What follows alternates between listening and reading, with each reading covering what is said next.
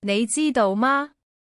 想要達到被動收入的目標，其實不是一下子就能做到的。你需要花上很多時間和汗水來培養這種技能。這就是為什麼說被動收入之前，先練好時間管理的原因。每日必做的3至5個時間管理技巧是什麼呢？首先，就是把你的每日行程寫在筆記本上，或是使用一些時間管理 App。其次，設定好你的工作時間表，避免碎片化的工作。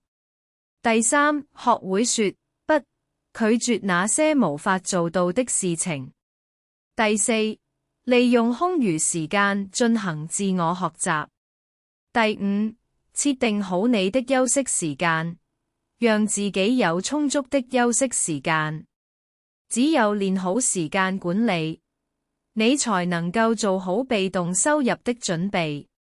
不要錯過這些小技巧。